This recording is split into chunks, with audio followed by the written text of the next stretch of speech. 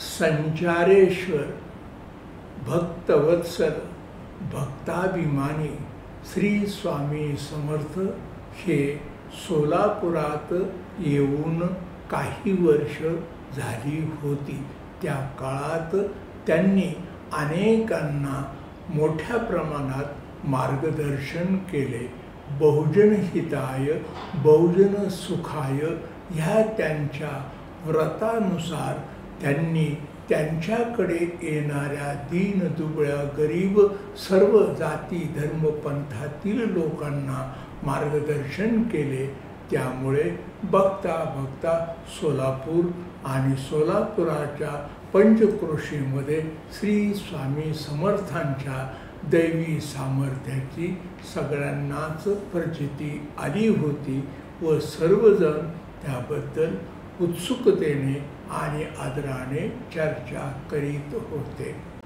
नित्याप्रमाणे सोलापूर शहरात श्री स्वामी समर्थांभोवती भक्त समुदाय जमा झाला होता. त्यावेळेला तो भक्त समुदाय त्यांना त्यांचे दुःख, यातना, कष्ट ऐकवीत होता. श्री स्वामी समर्थ अतिशय शांतपणे त्यांचे दुःख, वेदना ऐकत होते. बोलत मात्र काहीच नव्हते. एक प्रकारच्या आश्वासक नजरेने ते त्यांच्याकडे मात्र बघत होते. त्याच वेळेला श्री स्वामी समर्थांनी त्यांना सांगितले की आम्ही आता प्रज्ञापुरी जाणार आहोत. प्रज्ञापूर तथा अक्कलकोट हे आमचे स्वस्थान आहे. आम्ही तेथेच राहू. त्याच वेळेला त्यांनी सर्व भक्तगणांकडे प्रेमळ कटाक्ष टाकून त्यांना सांगितले की तुम्ही तुमचे उर्वरित आयुष्य षड्रिपू विरहित जगा.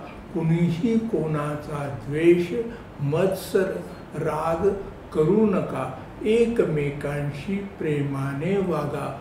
त्याचप्रमाणे जो जो आमचे नामस्मरण करील त्याचा योगक्षेम चालवण्यास आम्ही समर्थ आहोत. अशा तऱ्हेचा अत्यंत मौलिक उपदेश ते भक्तजनांना करीत असतानाच बघता बघता ते तेथून अदृश्य झाले. तेव्हा सर्व भक्तगण आश्चर्यचकित झाले आणि अतिशय भक्तिभावाने ते श्री स्वामी समर्थ महाराज की जय असा नामघोष करू लागले. श्री स्वामी समर्थ अदृश्य झाल्यानंतरही त्यांच्या नावाचा नामघोष बराच काळ त्या ठिकाणी निनादत होता.